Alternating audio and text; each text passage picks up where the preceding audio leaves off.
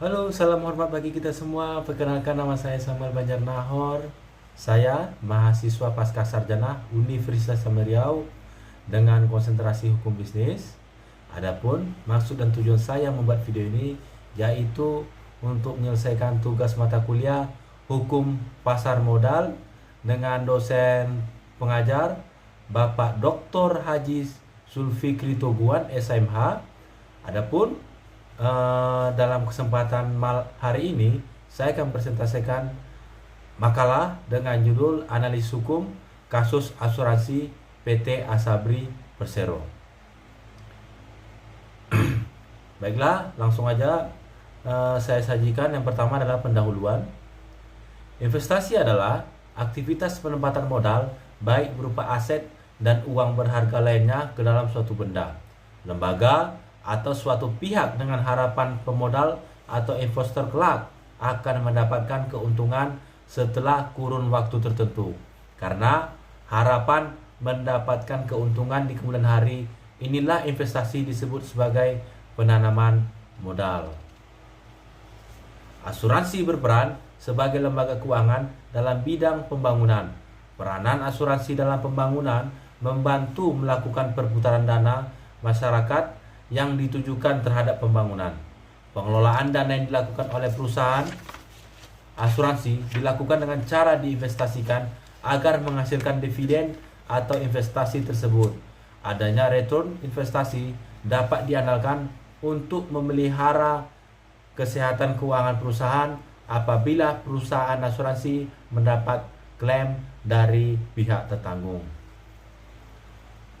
Salah satu perusahaan asuransi yang disertai keuntungan dari pengelolaan dana investasi dapat ditinjau pada perusahaan asuransi PT Asabri Persero. Para pemegang polis asuransi memiliki dua manfaat, yaitu adanya jaminan pengalihan risiko dan keuntungan finansial atas pengelolaan investasi oleh pihak penanggung. PT Asabri merupakan badan usaha milik negara yang berbentuk perseroan terbatas, di mana seluruh sahamnya dimiliki oleh negara yang diwakilkan oleh Menteri BUMN selaku pemegang saham atau RUPS berdasarkan Peraturan Menteri Nomor 41 Tahun 2003 tentang pelimpahan kedudukan, tugas dan kewenangan Menteri Keuangan pada perusahaan perseroan, persero, perusahaan umum atau perum, dan perusahaan jawata berjan kepada Menteri Negara Badan Usaha milik negara. Berdasarkan Undang-Undang Nomor 40 Tahun 2012 tentang usaha perasuransian, menurut jenis usahanya, PT Asabri Persero merupakan asuransi jiwa. Sedangkan menurut sifat penyelenggaraannya, usaha PT Asabri Persero bersifat sosial, sehingga dapat dikatakan bahwa PT Asabri Persero adalah perusahaan asuransi jiwa yang bersifat sosial, yang diselenggarakan secara wajib berdasarkan undang-undang dan memberikan proteksi atau perlindungan finansial untuk kepentingan prajurit TNI, anggota Polri, dan PNS, Kemenhan, ataupun Polri. Penyelenggaraan kegiatan asuransi PT Asabri menekankan pada prinsip dasar asuransi sosial, yaitu kegotong royongan, di mana yang muda membantu yang tua, yang berpenghasilan tinggi membantu yang berpenghasilan rendah, dan yang berisiko rendah membantu yang berisiko tinggi. Persetujuan penempatan investasi PT Asabri yaitu melalui analisis fundamental yang mana bertentangan dengan ketentuan pedoman investasi sebagaimana dimaksud dalam keputusan direksi PT Asabri tertanggal 1 Desember 2008 tentang tata cara pengelolaan investasi dana PT Asabri dan keputusan direksi PT Asabri pada tanggal 27 Maret 2013, keputusan direksi PT Asabri tanggal 30 Juni 2016 tentang batasan kewenangan pengambilan keputusan investasi instrumen pasar uang dan pasar modal di lingkungan PT Asabri bersama-sama Beni Cokro Saputro selaku Direktur PT Hanson Internasional, Heru Hidayat selaku Direktur PT Trada Alam Mineral dan Direktur PT Maxima Integra, Lukman Purno Musidi PT Eureka Prima Jakarta, Setia Joko Santoso selaku konsultan penempatan investasi saham dan reksadana PT Asabri Edward Suryaja selaku nomine yang atas perbuatan tersebut terdapat kerugian di portofolio saham milik Asabri, bahwa terhadap perbuatan melawan hukum tersebut mengakibatkan terdapat kerugian di portofolio saham PT Asabri sehingga mengakibatkan negara mengalami kerugian dengan jumlah 23 triliun lebih. Perhitungan ini berdasarkan hasil ekspos BPK RI dengan Kejaksaan pada tahun 6 Januari 2018. Kerugian tersebut juga mengikutsertakan para pemegang polis PT Asabri Persero. Hal ini dikarenakan para pemegang polis asuransi kesulitan untuk mendapatkan pemenuhan tuntutan klaim bunga yang seharusnya diterima. Kejahatan di pasar modal menurut Undang-Undang Nomor 8 Tahun 95 tentang pasar modal pada prinsipnya terbagi 3 kelompok besar, yaitu 1. Penipuan, 2. Manipulasi pasar, 3. Perdagangan orang, 3. Perdagangan orang dalam, 4. Informasi yang menyesatkan, 5. Transaksi semu. Baiklah, dari latar belakang tersebut, maka ada 2 hal yang akan kita bahas, yaitu pertama, faktor penyebab kegagalan investasi pada PT Asabri. Yang kedua, akibat hukum terhadap pemegang polis PT Asabri yang mengalami kegagalan investasi. Langsung saja pada pembahasan pertama, yaitu faktor penyebab kegagalan investasi pada PT Asabri. Adapun faktor penyebab kegagalan investasi pada PT Asabri dikarenakan terdapat perbuatan melawan hukum yang dilakukan oleh Adam Damiri selaku Direktur Utama Asabri periode tahun 2001 sampai dengan 2015. Sony Wijaya selaku PT Asabri periode 2016 sampai dengan 2019. Bakter Effendi selaku Direktur Investasi dan Keuangan PT Asabri tahun 2012. Hari Setianto selaku Direktur Investasi dan Keuangan PT Asabri tahun 2012.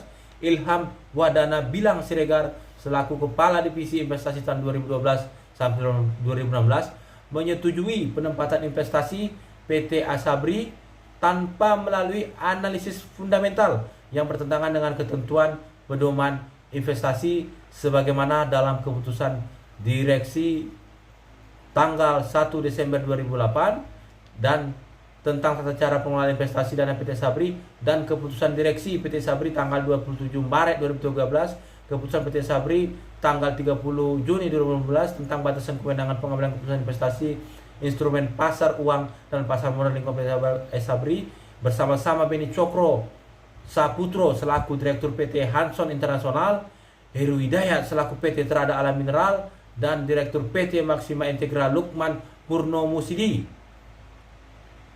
PT Eureka Prima Jakarta, Setio Joko Santoso selaku konsultan penempatan investasi dan reksadana PT Asabri, Edward Suryajaya selaku nomine yang atas perbuatan tersebut terdapat kerugian di portofolio saham PT Asabri sebesar kurang lebih 23 miliar. Bermula ketika Direktur Utama, Direktur Investasi, Direktur Keuangan, serta Kadif Investasi Asabri bersepakat dengan pihak luar yang bukan merupakan konsultan investasi ataupun manajer investasi untuk membeli atau menukar saham dalam portofolio PT Asabri pada rentang tahun 2012 sampai 2019. Mereka menukar saham dalam portofolio PT Asabri dengan saham-saham milik Heru Hidayat, Beni Cokro Saputro, dan Lukman dengan harga yang telah dimanipulasi menjadi tinggi. Manipulasi harga tersebut bertujuan agar kinerja portofolio PT Asabri terlihat seolah-olah baik. Setelah saham-saham menjadi milik PT Asabri, kemudian saham tersebut ditransaksikan atau dikendalikan oleh Heru, Beni, dan Lukman berdasarkan kesepakatan bersama dengan direksi Asabri, sehingga saham tersebut seolah-olah bernilai tinggi dan liquid. Padahal transaksi tersebut hanya transaksi semu untuk menguntungkan Heri, Beni, dan Lukman serta merugikan PT Asabri Persero. Pada kasus ini, KAP yang melakukan audit tidak menaati etika bisnis angkutan publik dengan memberikan opini tidak sesuai dengan kode etik atau standar pemeriksaan pada laporan keuangan PT Asabri, karena mencatat laba Asabri lebih besar 7 kali lipat daripada sebelumnya. Seharusnya PT Asabri merugi karena portofolio saham investasinya. Dalam hal ini KAP terbukti melakukan audit yang memberikan opini tidak sesuai dengan kode etik dan standar pemeriksaan pada laporan PT Asabri. PT Asabri melakukan kesalahan penempatan portofolio sehingga menyebabkan kerugian. Tetapi angkutan publik mencatat laporan keuangan PT Asabri laba. Hal ini jelas membawa profesi akuntansi ke dalam krisis. Seharusnya akuntansi tetap bersifat profesional atau berperilaku etis dan tetap berada di jalan yang benar, karena kalau tidak akan merugikan perusahaan. Berdasarkan analisis kasus fraud pada PT Asabri, dapat diketahui bahwa kategori fraud yang dilakukan oleh PT Asabri adalah kategori korupsi dan manipulasi laporan keuangan. Tersangka yang ikut serta atas tindakan kecurangan ini dilatar belakangi oleh 3 hal yang disebut dengan istilah fraud triangle: tekanan, kesempatan, dan rasionalisasi. Pada tersangka mendapat tekanan dalam melakukan korupsi untuk menghidupi gaya hidup maupun tuntutan ekonomi lainnya, sehingga selanjutnya kesempatan pada tersangka melihat dengan adanya kesempatan dalam melakukan kecurangan seperti korupsi maupun manipulasi keuangan, serta secara terus-menerus dan selama kegiatan dilakukan tidak terekspos pada publik, maka semakin besar niat mereka dalam mengambil kesempatan sebanyak-banyaknya. Terakhir yaitu rasionalisasi, hal yang juga dapat dijadikan sebuah peringatan bagi kita semua, di mana dari kasus Asabri para tersangka walaupun dilatar belakangi dengan pendidikan dan jabatan yang bagus, belum dapat dipastikan dan dapat menjamin sebagai semua telah lulus dalam tanggung jawab mereka pada pekerjaan masing-masing. Selanjutnya pada pembahasan kedua, yaitu akibat hukum terhadap pemegang polis PT Asabri yang mengalami kegagalan. Pemegang polis merupakan nasabah dari perusahaan asuransi yang oleh karenanya nasabah asuransi mendapatkan perlindungan dan tanggung jawab perusahaan asuransi sebagaimana diatur dalam pasal 28 ayat 7 Undang-Undang 40 tahun 2014, yaitu perusahaan asuransi wajib bertanggung jawab atas pembayaran klaim yang timbul apabila agen asuransi telah menerima premi atau kontribusi tetapi belum menyerahkannya kepada perusahaan asuransi.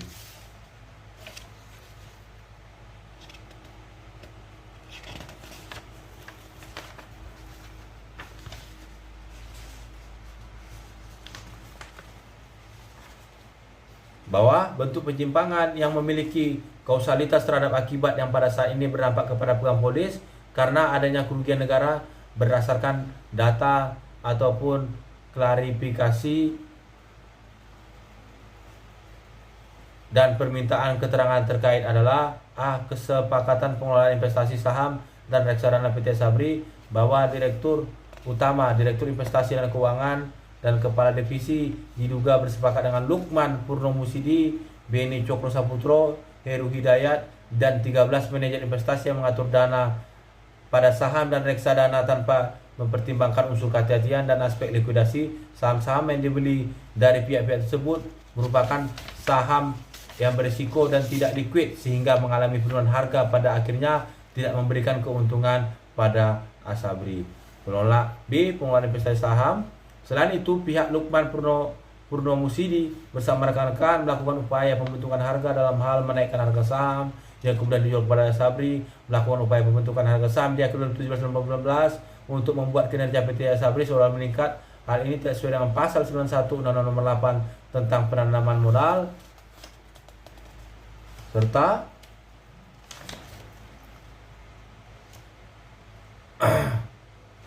bahwa direktur utama investasi dan keuangan yang menyetujui saham milik Lukman Purnomusidi dan kawan-kawan.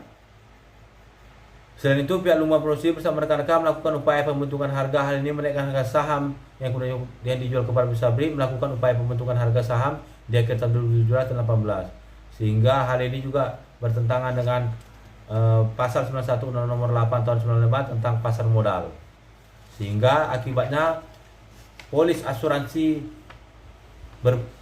eh, menjadi gagal bayar ketika ada pihak yang mengklaim. Dari dua pembahasan ini, maka ada kesimpulan. Yang pertama, sikap dan moral mereka dipertaruhkan dalam menjalankan tugas.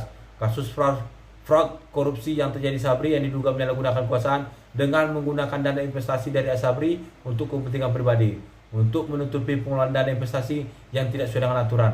Akibatnya terjadi ketidaksesuaian antara nilai aset dan liabilitas perusahaan, sehingga Asabri melakukan perubahan data laporan keuangan untuk menutupi kerugian dan menciptakan keuntungan yang ilegal. Kedua, terhadap pemegang polis asuransi saat ini masih berpotensi gagal bayar karena produk investasi yang merupakan saham dan efek tersebut harus masih memiliki nilai jual atau dilikuidasi reksadana, meskipun sebelumnya pembelian terhadap saham-saham menyimpang, tetapi saham tersebut masih menghasilkan dana kas bagi PT Asabri. Selain itu, persoalan ini mengakibatkan kepercayaan publik terhadap perusahaan Asabri milik negara akan menurun. Demikianlah yang dapat saya presentasikan.